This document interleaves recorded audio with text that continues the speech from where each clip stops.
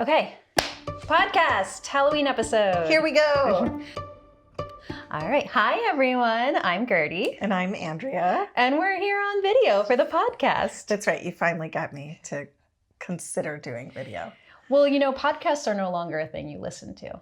I have heard this and also partake in watching I know. podcasts. The other day you were like, I was watching a podcast, which just seems so wrong. But here we are. Yeah, here we are. So we're in the annex. Mm-hmm. We brought up this little table. Mm-hmm. We have Diet Coke in little teacups. Yeah, it's too late for tea, so we're having some Diet Coke.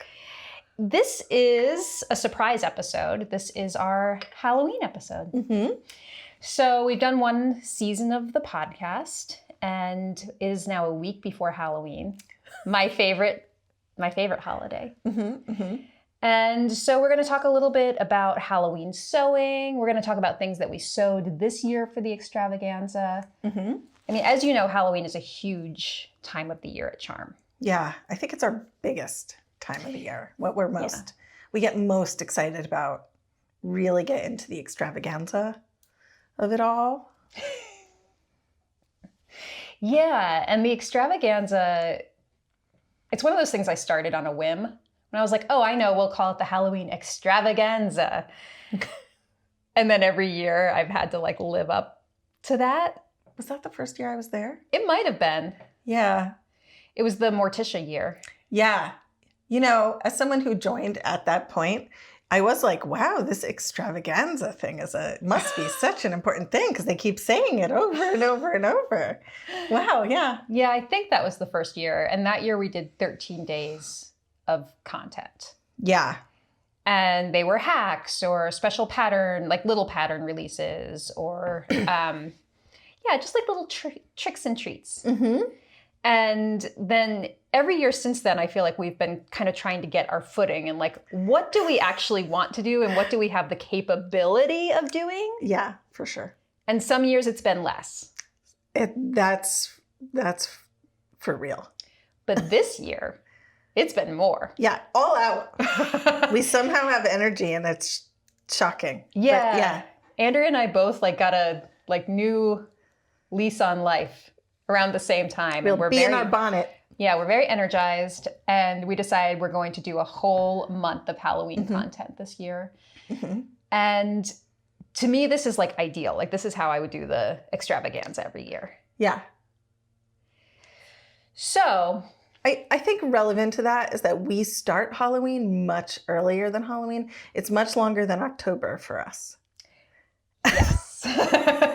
Halloween is like 5 months out of the year at Charm. Yeah, we start in the summer. Yeah. Yeah, if I don't have a handle on Halloween by the time I go away for my summer vacation, like there's not going to be an extravaganza, basically. Yeah, we're going to have one of the smaller years. Yeah, but this year we pretty much started in June. Mm-hmm. It was worth it. It was great. It's been amazing. Yeah. I've had so much fun this Halloween. Yeah, so let's talk a little bit about Halloween and like, I guess what it means to each of us. Mm-hmm. And then what it has meant to Charm and like sewing wise. I just dropped this revelation on you before we started recording, which is that to me, Halloween is a sewing holiday. Yeah. Which makes complete sense why one, the Halloween extravaganza happens, and two, of course it's a sewing holiday because everyone, like there's such a like culture among sewists of like homemade costumes and the costumes you grew up with and yeah, all of that being so important to so many people learning to sew. Yeah, and that's how, I mean, I talked about it on the Fabric podcast where like my relationship with Joanne's was that my mom would take me there for Halloween and say like, okay, look through the pattern books. Like, what do you want to be for Halloween this year? Yeah. And I get to like look through and like imagine a costume and pick out the fabric, pick out the trim. And so it kind of like, now that's what I do for a living. Yeah. You know? Okay. Yeah. It all clicks into place when does. you start saying that. It you does. know, these things. And I don't think I ever had like a real love for Halloween the holiday as a child. I mean, of course, I love like trick-or-treating and candy and all of that. But I think as I got older and sewing became more a part of my life, and then I started Charm, it seemed like, I mean, Charm is so like theatrical and extra as it is, that Halloween is just like our time, you know, because the rest of the year, I think we kind of have to be like, we're being a little extra, but you could wear this as a day dress too if you do it this way. That's right. But in October, we're like, that's how you get Lorelai. That's how you get a Lorelai gown. Or we joked for weeks about how like the day wear, like the office version of Lorelai. It's like, what do you do? How do you have a like split to the waist dress that you make? It's your everyday office version. Yeah, you just like run some errands, run to the bank. Just yeah, why not? So every year for October, for the Patreon pattern, I get to say like, okay, what is something you could wear as a costume? Because I think it's like designers often get like the critique of, oh, this looks costumey, and that's supposedly a bad thing. Yeah. But in October, it's a good thing.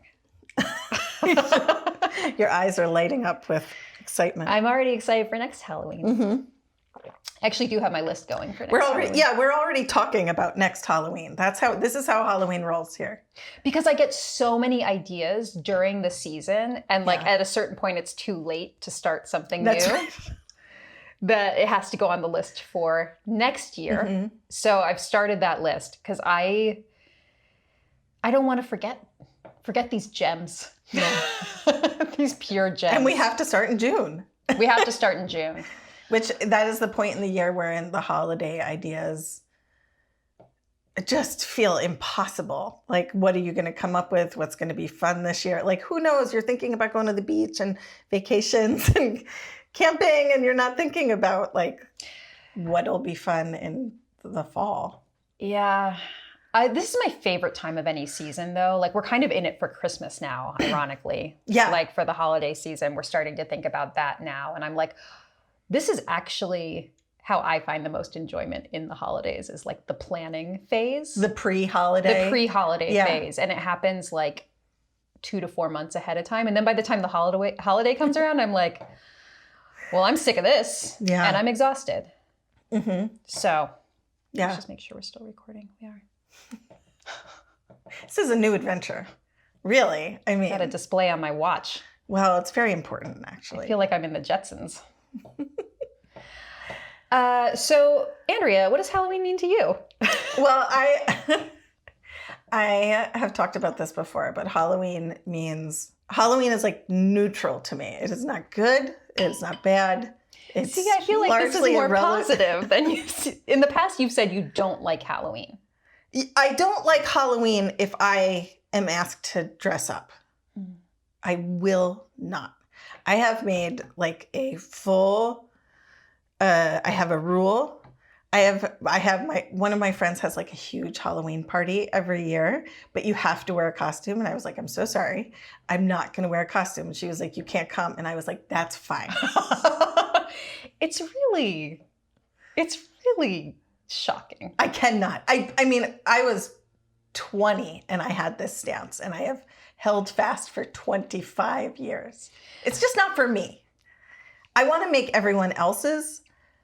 I want to consult about people's crazy costumes. I want to make like the most glamorous costumes. I want to do that all the time, as long as no one ever expects me to put them on. Okay. And my children love Halloween. Like, that's part of what made me like Halloween, like made me more neutral on Halloween, is that my kids love it. Yeah. But they want like Comic-Con level costumes. I know. We have an exchange student coming to stay with us, which is super exciting. They arrive tomorrow, and but there's a lot of Halloween festivities, right? And I know that there's Halloween parties, and Henry wants to go to these Halloween parties, and showed me a costume yesterday, which involves like a fur cape and like gauntlets and like crazy pants I would have to make. And I'm gonna tonight broach the like, what if you and Victor were ghosts? And I like cut a hole in 2 sheets and It's call so it a day. vintage. Yeah, what if we go to Target and buy like a taco? And you guys put on like a taco and a piece of pizza. Like I don't. Yeah, that's the other thing about Halloween is it's often like Olympic level sewing and like the challenges and the timelines. Like you're really putting yourself in it. Yeah. And I'm doing that to myself right now. This was one of my like, I really want to make a Lydia Dietz dress, but we don't have time at Charm. So I'm just going to do it in my spare time. And I want to wear it on Halloween for some reason. Yeah. I get the bee in my bonnet. Yeah. I need to do it this year. I think sometimes I push you too, because I'm like, well, I think this has to happen next year. So I'll just restock the fabric. And as soon as I say something like that, like you're in there at night, like a little Halloween elf sewing costumes. I made 50 yards of red tulle ruffles last night at 8:00. Yeah, it's fun though. Yeah. I think when it all is kind of like coming together and you're trying I'm trying a new presser foot now and it's like really exciting. I got my new gathering foot. It's true, sewing nerd. You're like, I'm truly excited. I mean, this box of feet that you got is really quite exciting. So. Yeah. I've been like exploring presser feet for my industrial. Yeah. Because I really only have like 2. Mm-hmm. And I think I've always felt like, well, an industrial is like bare bones, so you don't need anything else. But it turns out there are like lots of presser feet for the industrial as well, including a gathering foot, which is my new favorite thing. Yeah. I don't I try to keep the sewing limited at Halloween. But I mean, did I alter X-Men 97 Magneto costume for a friend? Yes, I did this year. And do I have to go? Sam wants to be like a ninja. Like, do I have to go replace all the trim this weekend? I do. And I do those kind of things. But if I don't have to build from scratch, I don't have to build it. You never know what my children are. But like I don't know. A Link from Breath of the Wild. Yeah, those words together mean nothing to me. So ornate. It had so many pieces. But I did that. I made classic Magneto. I've done all these things. But the less I have to do, the better. Yeah. Well, but I do love Charm Halloween. Yeah, tell us more about that. Yeah, because we go so big, and like so glamorous and, Morticia trails on the ground, Vampira trails on the ground. Like you can't walk around trick-or-treat. It's a hard dress to walk around trick-or-treating in with 2-foot fringe, but we do like very cool theatrical things, and that I love. Yeah. Well, they say that Halloween is gay Christmas. Yeah. I don't know if you knew that. That's a common saying. Uh-huh. So it's also like drag Christmas. You know what I mean? Yeah, totally. Yeah. Which is like why I love it so much. Like the kitsch, the camp. Yeah. The drag of it all. Yeah. And I'm also kind of starting to feel like maybe Christmas is gay Christmas now too, because like looking forward to Christmas. I think the past few years I've been like, let's do like a costume for Christmas. Like we did the Carol look. The Carol. We were joking about Carol. That Christmas classic. It's like fun to see for a small niche group of people. It is. It is. That's true. That's true. Gay Christmas. Gay Christmas. Oh. Yeah. We're back. We're back. So as I just said, I want to bring the same joy from Halloween, I think, to other holidays and other like seasonal stuff that we do at Charm, whatever it may be. And Christmas is incredibly campy. I mean, we'll do a Christmas episode, I'm sure, a holiday episode. Oh, sure. But Christmas is my favorite. So. It's your favorite. So, yeah, doing like a character, like we did Carol last year, the little known niche. Christmas classic. Christmas classic. And I want to do more Carol because that's set in 1953 and with Cate Blanchett and the costumes are amazing. Yeah. So, more Carol. There will be more Carol. Don't worry. Carol. But anyway, back to Halloween. So, the first Halloween that you worked at Charm was the big one. Yeah. Was the 13 days of Halloween Morticia Extravaganza. Morticia, Elvira, Bride of Frankenstein. Bride of Frankenstein, Lily Munster. Yeah, we like used one base pattern, which was the Bryant gown. Yeah. We did a hack for it based on Morticia's dress. And you had the idea that to make this like manageable, and also because of the tatters, you need to have something, like you're not going to like do a hem facing on those tatters or like a lining. It's not going to be lined. You could, but I don't want to. So you had the idea, let's do something like neoprene or scuba that doesn't fray. I think scuba is like the perfect Halloween fabric because it's pretty easy to sew, and it holds up structure, and you don't have to hem it. There's no finishing work, and I feel like finishing work is where like Halloween leads to tears. For people at home. You know, Halloween equals pain. Well, I used to work in a fabric store, and it's like people are coming in like a day before, and they're like, oh my gosh, my kid wants to be, who's the princess in The Princess Bride? Buttercup? Blossom? That sounds right. I'm so sorry. I'm sure people will tell us. Nerds. Yeah, so they're telling me like, oh, I've got to have this, and the parade is like tonight, and I've got to da-da-da, and it's like. And they don't actually know how to sew. They don't know how to sew, and I'm like, I mean, at that point, I'm like, well, it's okay. It's Halloween. A staple gun is your friend. So yeah, like, just get it together. So your first year at Charm, you came from the fabric store environment, like people crying at your cutting table, and you were like, let's make this easy for people. And I wanted to do a bunch of like Scream Queen variations on one gown. So we did the Bryant, and then we did the Morticia expansion for it, which was cut in neoprene or a non-fray fabric. So you could do all the fun tatters and the like spiderweb shaped hem. And then I was like, but this is also the perfect base for Elvira, for Lily Munster, for Bride of Frankenstein, et cetera, et cetera. Totally. And you're like, well, we can do all of that if we do no finishing work whatsoever. Yeah. And I was like, great, I'm in. I know. You were so game. It was like, and I like, because we're so meticulous about that, and I was still starting. So I was like, you know, I was only here like once or twice a week, and I'm trying to like, oh, I don't want to suggest too much, but like the only way to do it. I know. Is if no one's hemming a thing. And I was like, yeah, she's right. Yeah. And I want to do more. Like that year we just did a lot. We did. I mean, you really got into wigs. I was styling wigs. Wig tutorials. Like I was hand painting a circle. Was that same year? Yeah. I lost my mind that year. The Haunted Mansion skirt. Yeah. Yeah. Yeah. The Waspy, the Pirate. That Gigi wore. Yeah. Like. It was a big year. It was a really big year.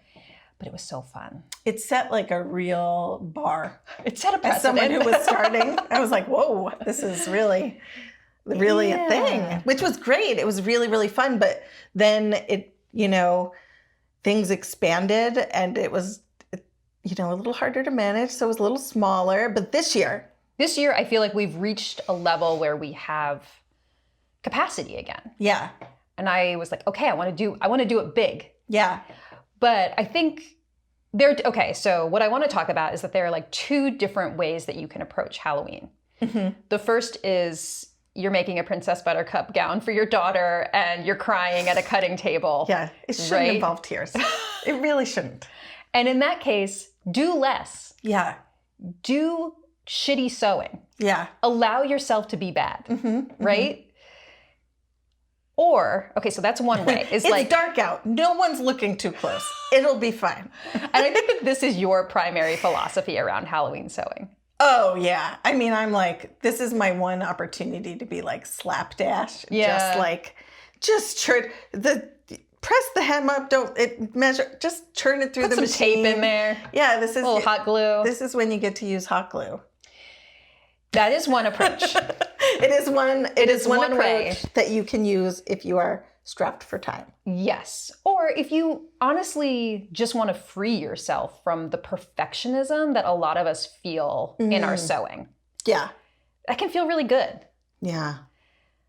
But the other way to approach it, which is where I feel like I've been heading with Halloween, is that sure, it is your opportunity to do less, but it could also be your opportunity to do more. Yeah. Like, this year we did, and I want to talk about this. I think this is sort of the core of this episode is talking about the Veronica Lake gown and recreating her gown for My Married a Witch. Mm-hmm.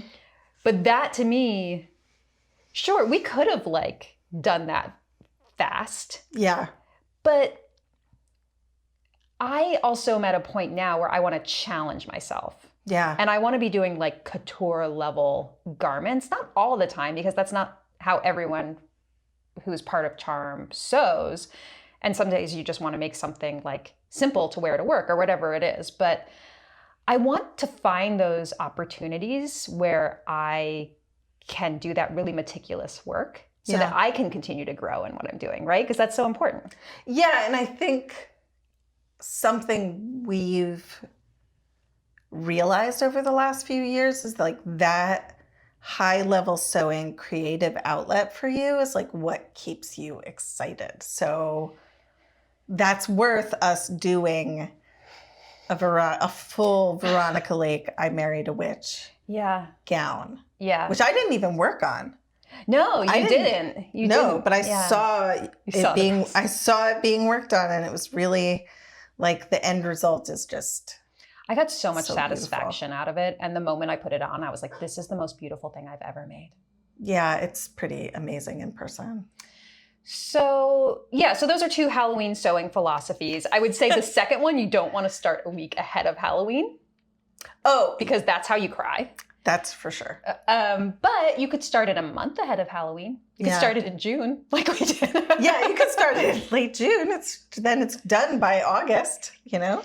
But yeah, I think I want to challenge people to just think about like, what's the most amazing dress you can think of that you want to spend the time on? I'm thinking of like Wicked and the Glinda dresses that are like on social media now. Like what would feel good to you to sit down and like spend so much time imagining and working with your hands? Well, it is an outlet to get outside of yourself. I think I imagine this is what people do Halloween for. I'm like, what do people do this for? I want to hear what you think people like about Halloween. Well, I think it's something where like people, when they talk about sewing so much, I see that they're like, oh, well, I want to be able to use this. I want it to be useful. I want to be productive. Oh. Whereas this, like Halloween is your place to just go bananas. And like for me, I don't necessarily need Halloween to go bananas because we go bananas all year. Like it's always something amazing. I know. Extra. But this is the place you get to be extra. You get to pick a color you wouldn't wear or a character you love and then really make yourself or make your kids or make a friend like something super special. Yeah. And I love Halloween crafts. I mean, like, as soon as you're like, I need a witch broom, I'm like, in my element. Oh my God. You know? That witch broom was fabulous. The witch broom was fabulous, except it was like cinnamon. Gretchen had to buy like cinnamon brooms, which are a thing. Which I was like, what is a cinnamon broom? It's like a mini decorative broom that smells really strongly. Really strongly. Of cinnamon, and I guess you hang it. I don't know. I still don't understand. But I was looking for, so I went to Joann's, I went to Michael's, I went to Spirit Halloween, and I was looking for like materials to make a witch broom. And so at Joann's, they had this like bin of these little cinnamon brooms. And I was like, well, we could probably put a bunch of these together. But that cinnamon was like toxically strong. Oh my gosh. We had just gotten through the like mask wearing portion of the pandemic, and I had to go get a mask on because you were like breathing. And I'm like wrapping twine and like making this broom, which was so much fun. I love making props. And it was like, what would you buy a cinnamon broom for? To give someone a migraine? Like, that's the only thing I can imagine. Because I was just like, well, when you put 6 of them together, it really we did magnifies. Put 6. Yeah, we used, yeah. We also did the witch that year. We did Was the witch that year? No, that was the year after. Oh.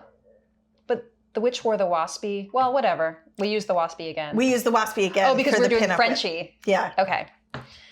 So many Halloweens. I know. We say like Halloween has been really small. And then I think the year after we did the Bloody Mary. Yeah.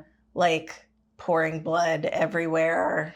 Well, I mean, we always do something big for the first of the month, but then I think the expectation has been like, well, what else are you going to give us? I'm like, Yeah. I don't know. Sometimes I like don't have something else, but like this year I feel like we really did. Yeah, we've got more room. We were able to start in the summer. You know, Yeah. we had Jackie who comes and works with us in the summer. And Jackie, if you're listening, come back. We miss you.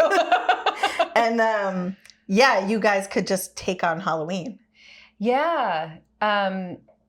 Jackie worked with me on the Veronica Lake gown. So having someone there to like cut out this enormous skirt or like do the horsehair braid hem on the skirt while I'm fiddling with the little lace apron overlay thingy was incredible. And that's the only reason I was able to get it done in the time I did. So I guess the other advice it's at the level. Yeah, have friends help you. Hire an assistant. From Juilliard Costume Shop. Right. That's my advice.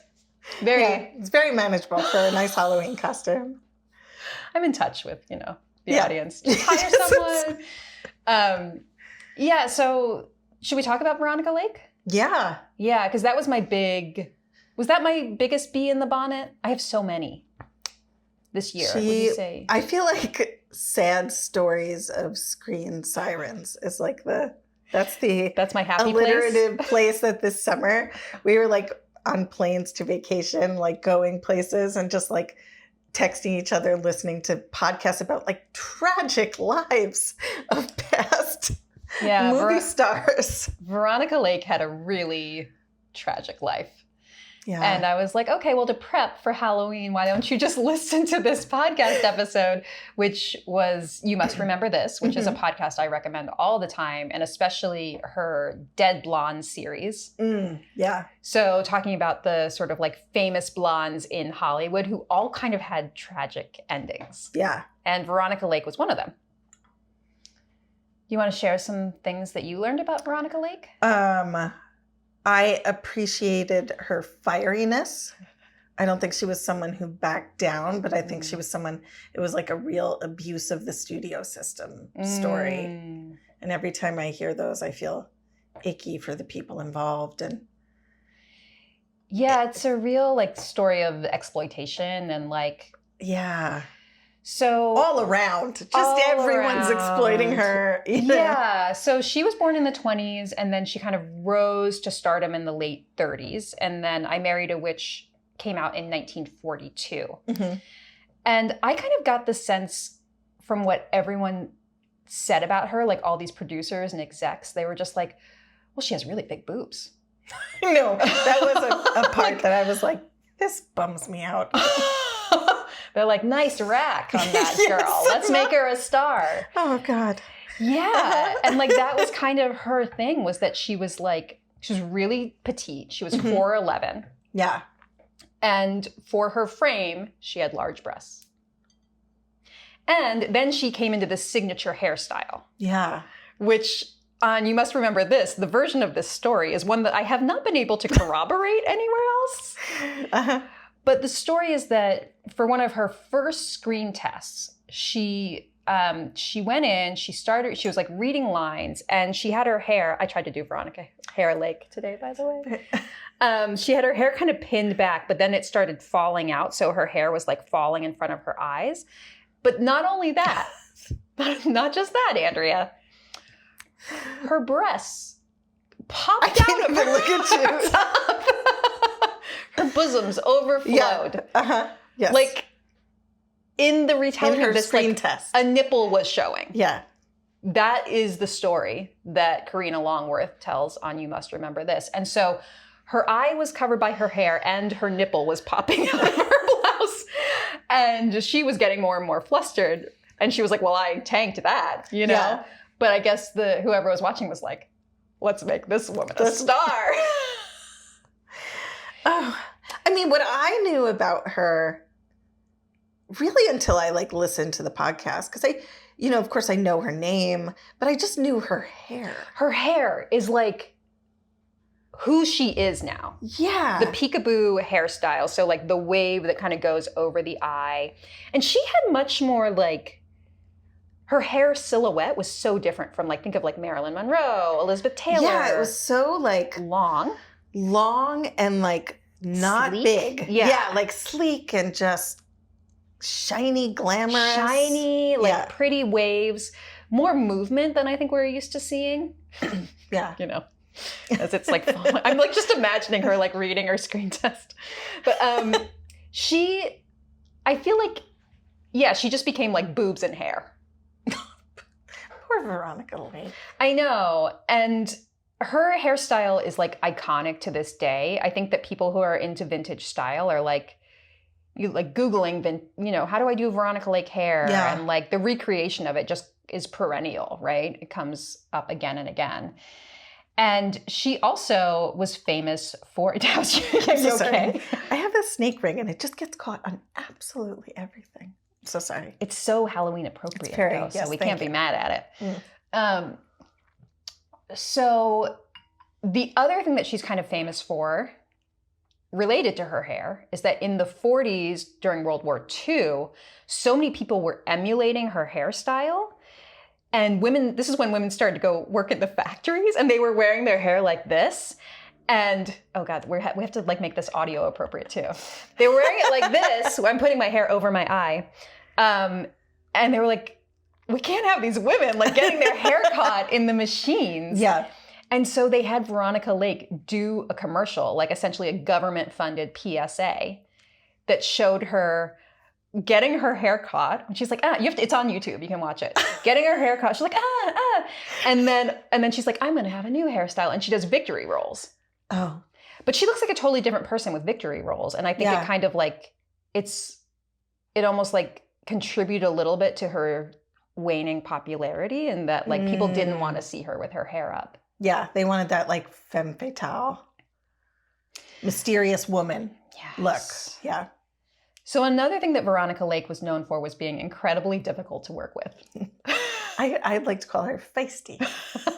And no one had a nice thing to say about working with her at all. She worked with Alan Ladd a lot. She was in a lot of these film noir movies because he was short and she was short. So they were like, well, that's how it works. That's how chemistry happens. Yeah. So she worked with Alan Ladd a lot, and he was like famously quoted as saying he would never work with her again. And then he did. So I don't know. But yeah, I think she was known for sort of standing up for herself a lot. And she would also, she seemed a little unwell. Let's be real. I believe she had some substance problems. Substance came into it. I also think just run-of-the-mill mental health issues. Yeah. She was diagnosed with schizophrenia at one point, but that is sort of like from her mother's. A controversial diagnosis. Yeah. Controversial, and also like there's very little recorded about her life that is from a reliable source. Because there are two books about Veronica Lake. Total. That's not enough. So there's two. One of them was written by her mother, who she had an incredibly contentious relationship with. Like they were suing each other. Yeah, this is part of the exploitation. The other was by Veronica Lake herself. So, I would actually trust her a little bit more. And I did start reading that over the summer when I had time to read. Well, that's not what the fall's for. Now I've been carrying the book around in a bag. It's a commuter book. Yeah, it just goes with you to work, comes back to work. It's my emotional support book. Yeah, no, Yeah. There's no time for anything in the fall. It's really. No. So there's a surprisingly little amount of information about her out there. But what we do know is that she fell from popularity pretty quickly in the 40s. She did I Married a Witch, which was one of her bigger movies, and we're going to talk more about that gown that we're recreating. She saw her exploitation for what it was while it was happening, which I think is so unusual. And the quote that we used on the back of this magazine issue, The Vintage by Gertie, I was looking for maybe a Veronica Lake quote since we were so focused on her. And I came across, she said, I wasn't a sex symbol, I was a sex zombie. And I was like, well, first of all, I love it. I don't know what it means, but I love it. And it's a Halloween issue. So done. But, digging more into that quote, she really felt like she was this packaged archetype almost. Yeah. The bombshell, the petite bombshell with big boobs. Right. She wasn't Veronica Lake. She was an object. She was Or Veronica Lake wasn't even her real name. That's so, right. Veronica Lake was the product, right? Yeah. And at the time, everyone was so focused on like, who's the next sex symbol? Yeah. That she became that person, and they tried to manufacture her into that product. And she felt it like basically deadened her. Like it took away all of her humanity. It's so sad. It's so sad. So it's just a Halloween tragedy. I know. It is really, truly sad. She ended up leaving Hollywood altogether. Mm-hmm. My favorite anecdote about Veronica Lake is that she taught herself how to fly. And when she decided to leave Hollywood, she got in her plane and flew to New York. She flew herself to New York. Just like pie motherfucker. Yeah, that's pretty. It's badass. pretty badass. It's pretty badass.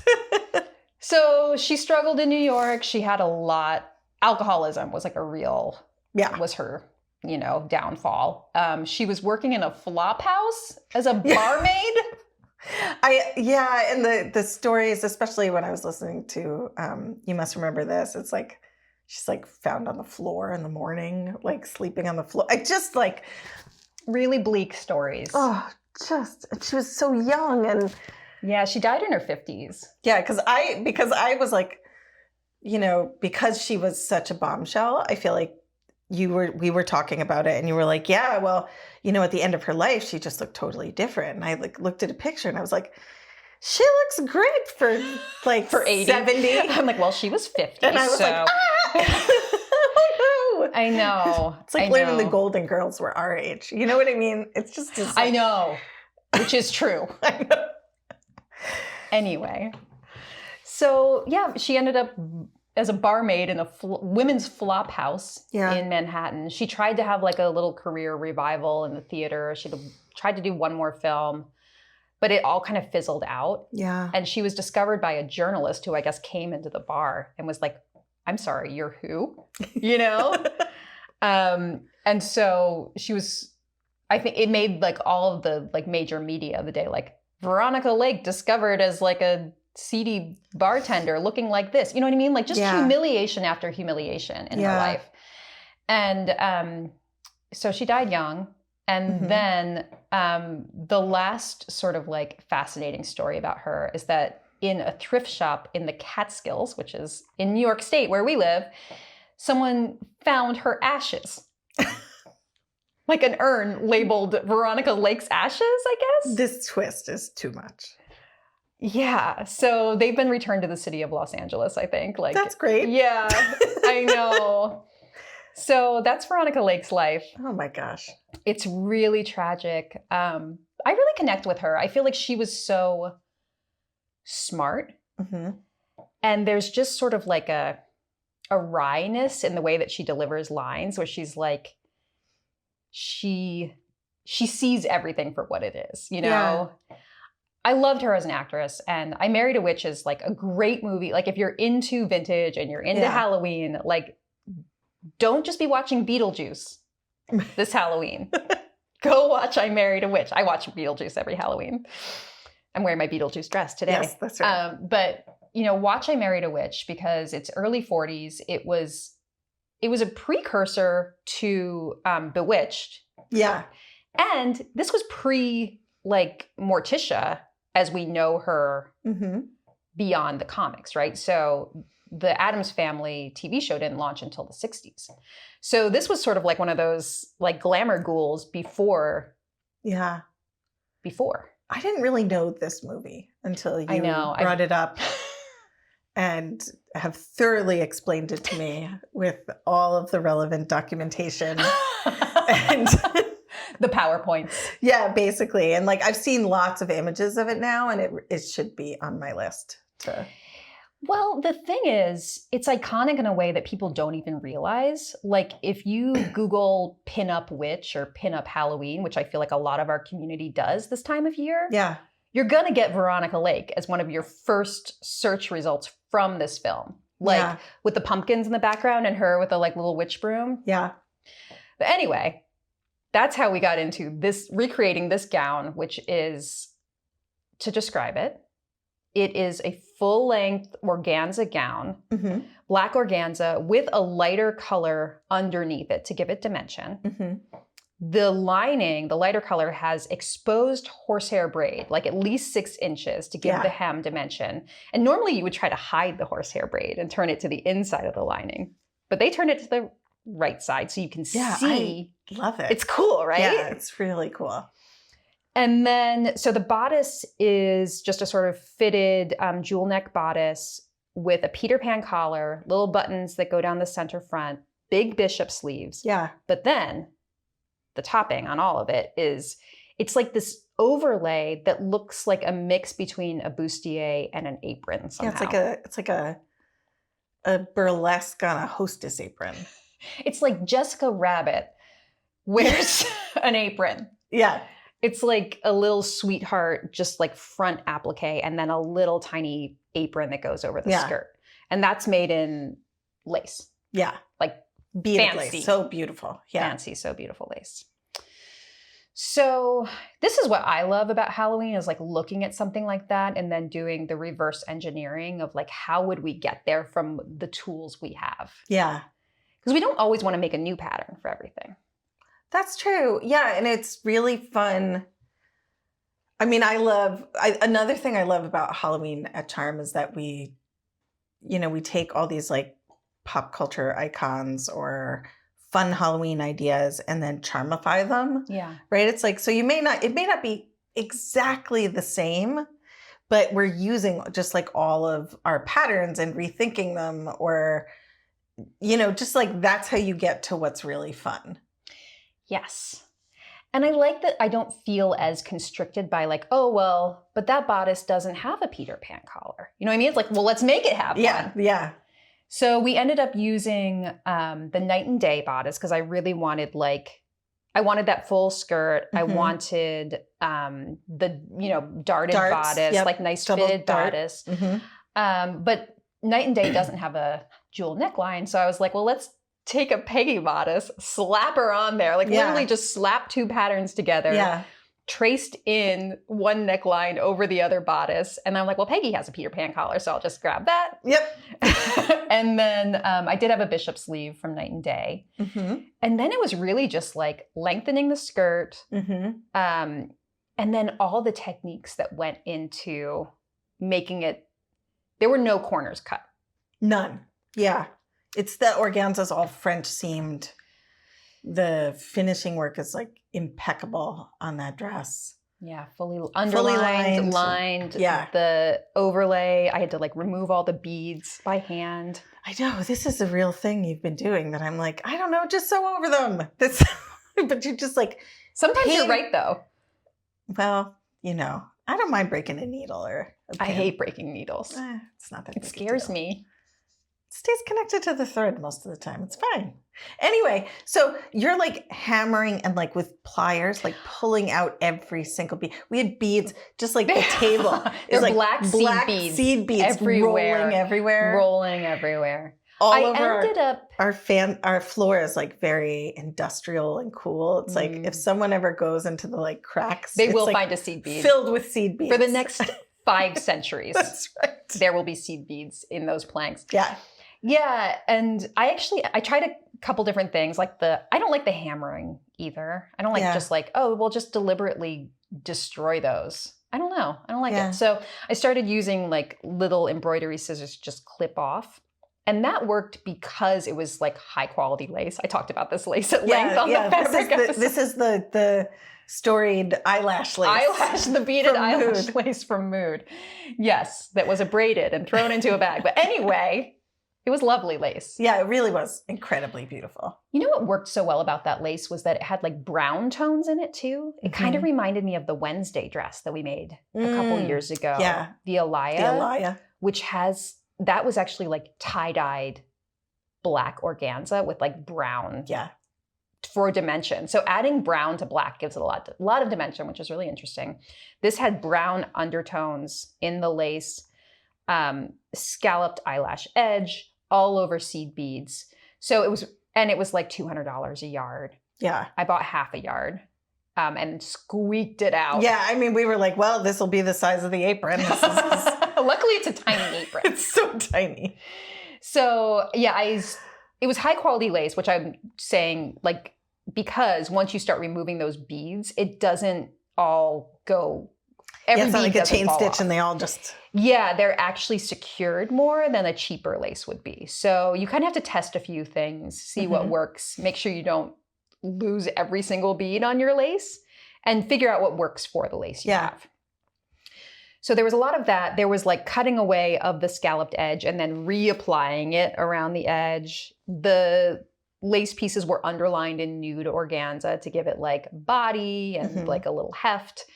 Everything was like hand sewn on. Yeah. The organza was not just nude though. It was like, or not the organza, no, the taffeta. The taffeta was just the most Tell them beautiful. about the taffeta. It was the most beautiful color, like so vintage.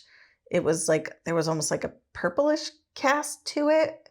It was so iridescent taffeta. So, it's so, the threads are two different colors and it just, anyone who saw it was like, oh my gosh, what is that for?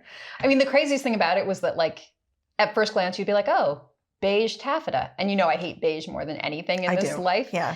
And this is the closest I've ever gotten to a beige fabric being used in the Charm Studio because it had those lavender threads in the weft or the warp. I don't know which one, but it had a lavender sheen, like glow to it. Yeah. And then when you put it under the black organza, it like that dimension comes through. Yeah, it was so beautiful. And I feel like costume designers do a really good job of this, and maybe like home sewers can learn from this, is like this idea of dimension and texture. Yeah. Right? So you don't want to just get beige and then put black over it. You want to find something that has a little bit more subtle color variation. It's actually good to mix different textures because it gives you a richer look. Yep. Right? Totally. I agree with all that, being a former costume designer. I thought you would. Yeah. So that's what went into the Veronica Lake gown. Jackie and I tag teamed it. I had the time of my life sewing it. You did. I got so much satisfaction from it. And we took a little bit of time with it, but every time you were working on it and you're like, so the apron had beautiful beaded flowers on it. And you were like, it's not enough beaded flowers. And so then you're like cutting out from the edges of the fabric, like other little flowers and applicating them into position and then putting the eyelash lace around the edge. And every time you were sewing on it, you would just look over and be like, I could just spend weeks just doing. I could spend another month. I could just do this forever. And I was like, that's great, but the photo shoot's on Monday. So this is your timeline. I know, but it was really so satisfying. And I did get to spend much more time on it than we do on anything else. That's so true. I am grateful. I am grateful for the time I got, but I think it just got me into this mindset of like, I could do so much more if I had another month. You know what I mean? Yeah. Like I would just hand sew everything. Like I love the little, like, I'm just a little mouse in Cinderella's workshop and I'm just doing everything so perfect. I get really into it. Yeah. Yeah. I mean, this is what we're trying to do more of. Yeah. That's what, we had a 6-hour-long strategy meeting yesterday for 2026. We did. It was epic. It was epic. And I think we're carving out ways for me to be a mouse, a tiny mouse a little bit more, just with my little stitches. So I'm excited. Yeah, it'll be good. Let's tell the people a little bit about what else we did this Halloween, because it was a big one. Yeah, so the I Married a Witch is like our main, we also have like a main project, but I also feel like Lorelei is a main project. Anyway, we have a couple of large projects, right? So we also did the spiderweb apron, which went viral. I feel comfortable at this point saying it went viral. I asked my niece, I was like, I think I had a video that went viral. She's 13. And I was like, she's like, yeah, how many views did it get? And granted, this kid doesn't even have social media because her parents don't let her. But at that point, it was like 300,000 views or something. It was way more than any Instagram video I've ever done. I was like, 300,000. And she's like, well, I think it has to be 1 million to be considered viral. And I was like, oh, that can't be right. Leave it to the youth. The youth. To like just shoot you down. Dash your dreams. Anyway, the spiderweb apron went viral. Well, it does seem like people really loved it as a fun project. And it was a really, really fun project with like some good sewing techniques and sewing level 2, right? That was really what made it beautiful. And then we did the bat collar, which was so much fun to sew. It's just like, it was wonderful. Yeah. And I made, because like I had capacity somehow in Halloween, I was like, I'm going to make the dog some wings. So I made Millie like a cute little pair of wings that was like a hacked version of the bat collar. So yeah, Millie got little wings. Millie got little wings, which we have, don't worry, we have them on hand right next to my desk at any moment. We might next need to them. the gallon of blood. Yes. From another prior Halloween. Yeah, from the peignoir, the Frenchy peignoir. I really lost my mind. We got to talk about that. Yeah, like, because I was like, well, we need blood. It's Bloody Mary. And I was like, I got you. And I knew the kind of blood we needed. And I bought the blood and I was like, well, we need a lot. So I bought a gallon. A gallon. It's like... It's a gallon. It's a gallon. Blood. You know what a gallon looks like, everyone. And we used like half of a squeeze bottle. And we can't get rid of the blood. Tablespoon. Yeah, so now it's like when you go, we have like a little kitchen area, and underneath it is where Elvira has her water, and it's like Elvira's water, blood. A huge gallon jug of blood. Yeah.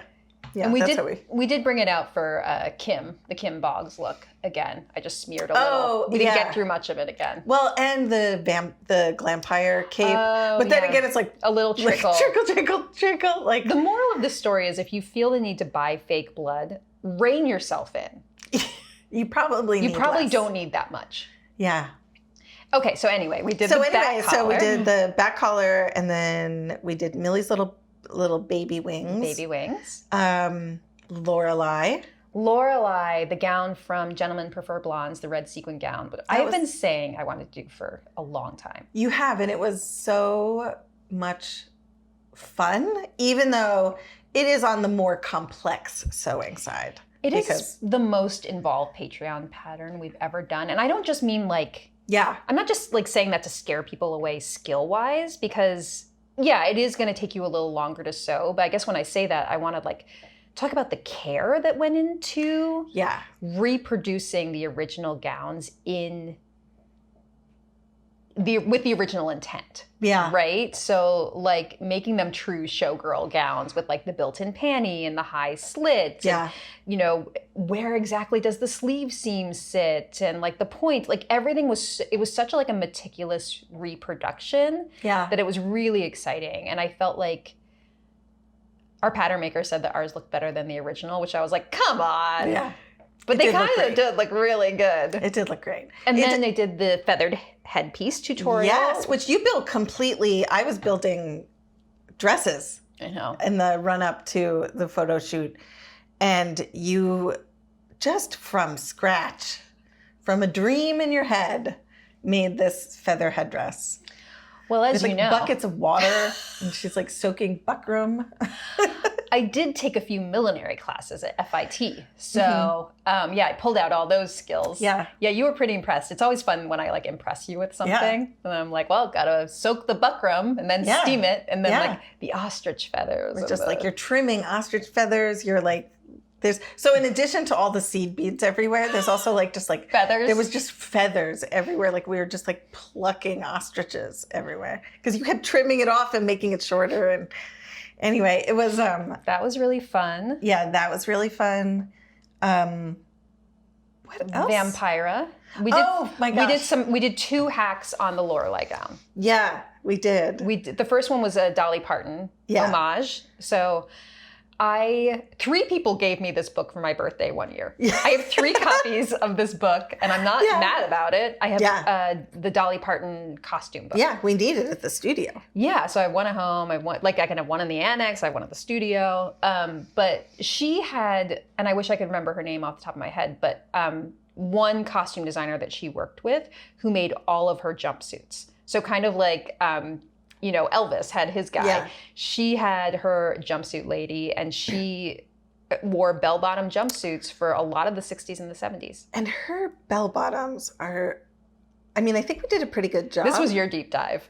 Yeah. What was the exact silhouette of Dolly's bell bottoms are so interesting because I think whenever you think of bell bottoms or you get like a pair of Halloween bell bottoms and a Halloween costume, they always start like way below the knee, but you can see how she was trying to like elongate her legs even more. And so it actually is this like curve behind the leg that comes out from the thigh. It's so interesting. And then it allows for you to get like a bigger circumference. Yes. Which we did. Yeah, we did get a big circumference. And this is one of those things that I feel like I surprised myself with wanting to do. I was like, let's do bell bottoms. It's so outside of our era. I was surprised when you said that. I was Everyone like, okay. was surprised. I was like, let's do it. Let's go crazy. And I think people really liked it. The reception was really good. I love that spiderweb cowgirl. Yes. So jumpsuit. The inspiration for our Dolly jumpsuit was there's one grainy picture of Dolly Parton in the 60s or 70s. You can't say that. Nice. Drink my Diet Coke. Good and low res. Don't worry. And it's only down to the hip, but she is wearing a black jumpsuit with a rhinestone spiderweb embellishment. Yeah. And I'm like, well, what? It's meant to be. What an omen for Halloween. So we recreated that. Yeah. You stitched on many tiny little rhinestones. It took me 6 hours. Yeah, to sew on rhinestones. But you're sewing it onto stretch, and we had to do it on a dress form. Yeah. And you have to make sure you're not catching the dress form underneath, so that's why it took so long. But I do think it came out pretty good. It was really fun. It came out great. Yeah. So we did that, and then we did another hack on Lorelei, which was the Vampira gown. Yeah. And this feels like full circle from Morticia, because it's a very Morticia silhouette. Totally. But we used a non-fray fabric on that one too, which allowed us to get away with a little bit more. Yeah. Anytime there's tatters, it really gives you license to just tatter away. Just get some synthetic that you can just chop I think up. it alarms you how I really go at it with my scissors. It does because you have a plan, but you haven't articulated it to me. And so I'm just watching you over there, like on a sleeve, we're on a deadline, and you're just like, You can see it in the little video you made where you're just like, well, I'll just cut here and then I'll cut here. And it's freeform. It comes out beautifully. But then it's like when it gets on the dress form, that's when I'm like, okay, now stop. Oh, and I keep going. Yeah, she keeps going. It's like going. bangs. Yeah, exactly. It's like bangs. You're going to end up with like bangs up, like baby bangs up here. I'm like, okay, I can't stop. Can't stop. I'm like, I'm just shaping this one underarm piece. But that's let me live my life. That's how we get such fabulous rhinestones too, because then you rhinestoned the whole thing. I mean, that was a recreation of a gown that Vampira wore on the Liberace show. I mean, talk about a sad life. The woman who was Vampira, who was like one of the early, she was the first like horror host on a local TV show. Basically, she was Elvira before Elvira. But her gown, and she sued Elvira later in her life. Sure. She's known for that. But I'm like, but come on, your look was based on Morticia. It's like so clearly. Yeah. Whatever. Anyway, I'm like, come on. Well, maybe next year we'll do a deep dive. We'll talk more about her. Oh, yeah. So anyway, she was a really fascinating, pop culture personality. Mm-hmm. But she had sort of like a career dive and then tried to make a comeback. This is very Veronica Lake, I feel like. And the one thing she managed to do again was get on the Liberace show. Yeah. So for the Liberace show, she had a version of her gown that was rhinestoned. I mean, for the Liberace show, you have to like meet the person you're gonna. Yeah, totally. So, but the thing I loved about it was that there are tatters on her gown and then tiny rhinestones all over the tatters. And here we are, rhinestoning. Tattered sleeves. Yeah, and the fringe, I just loved it. Oh, yeah. And then I ordered 2-foot long chainette fringe. Yeah, we had a long debate about how long the fringe should be, and we just kept being like, maybe longer. Longer. Like 12 inches, like that's so pedestrian. That's not enough. Like we can't be. I love long fringe. Like I do too. That's going to come back into our lives. But yeah, put that around the hem rather than tatters, just for a little something different. Yeah. And then, the Showgirl look. Oh my God, I forgot about the Showgirl. How can I forget about the Showgirl? Like, yeah, that was a real labor of love. Yeah, so we did a recreation of Marilyn Monroe's, it was the costume she was supposed to wear in the number Diamonds Are a Girl's Best Friend, which, as everyone who's ever lived up to this moment knows, she ended up wearing that pink satin gown. Yeah, iconic. But the original look, it's not a gown. It's a real burlesque look. And it's a bodysuit, like, just covered in rhinestones and rhinestone trim. And then she's covered in rhinestones, like, just everywhere. And it has like a nude illusion look, right? So it's like flesh toned and fishnet. Then with a fishnet so over it's like it. Super sexy on top of a nude illusion. So this was just sort of a social media hack in some ways. I was like, I'm just going to make some videos of this, but I recreated the base bodysuit using the Skipper bodysuit, which is a Patreon pattern from many moons ago, and then draped the rhinestones over it. And that was so fun. Yeah, it was really fun to like, and then we had to sew them on. You were on one side of the dress form. I was on the other. Millie was looking at us. Staring at us. And yeah, that was a labor of love as well. And then, is that it? Is that all we did? I think those are the big ones this year. I liked it because it was a mix of like, you got your big pattern on the first. Yep. You got some little freebies. The bat collar was free. That was a free pattern. So you can find that. The apron was a freebie. We did hacks, which is something I'm more and more excited about doing. Like hacking an existing pattern. And then something that was like couture level, the Veronica Lake one. And then something that was just ridiculous, which is the Showgirl one. Yeah. There's so many rhinestones. It's so heavy. We heavy. Had to like, Theo and I had to be like, oh, how are we going to store this? Like, do we put it in a bag? Do we like fold it in the worst part was trying to get it off because the rhinestones kept catching on the fishnets on my legs. I was like, be gone! I did not know that. You just like the whole thing comes off as one. Just leave it in a pile. Yeah, that sounds. Yeah. Yeah, and the fishnet also had rhinestones. Like everything was just like meant to catch all over each other. And I love a blonde wig. I know. It's so much fun whenever we do it. So I'm always scared to go blonde. I'm a brunette. Yeah. Deep within my soul. So every time I see a blonde wig, I'm like, I'm going to look ridiculous. I don't know. I don't want to do it. And I never want to do it like for a photo shoot, but I'm willing to like. Halloween gives you an outlet. Yeah. I'm like, oh, let me try it. So Stevie put that blonde wig on me. And then I was like, oh, okay. Like I was feeling my Marilyn self.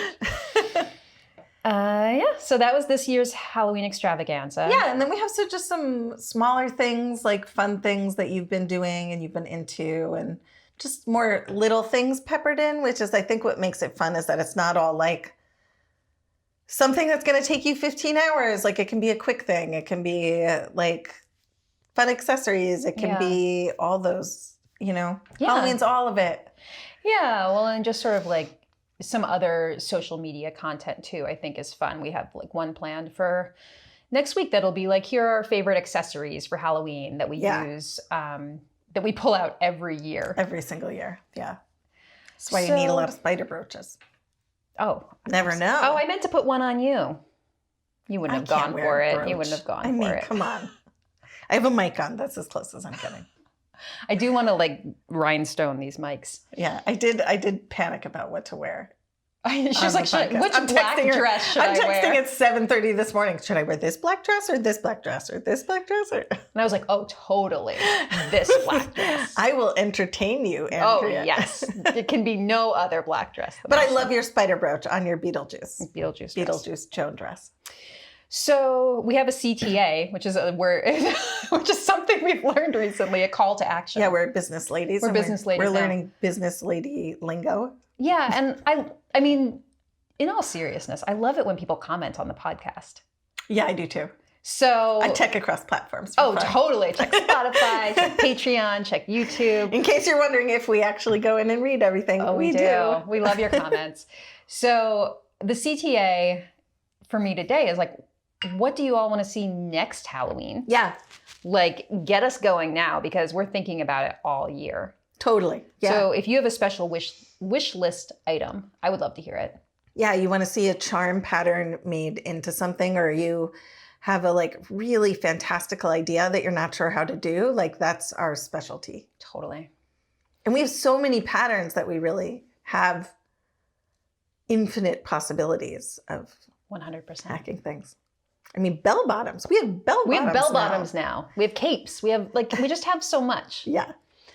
All right. Well, thank you for doing this with me. Thank you for being on video. Oh, it's been a delight. Oh I told gosh. you you'd get, I just needed time. You did it. So, I'm yeah. very proud. So happy to be here. It's been really proud. fun.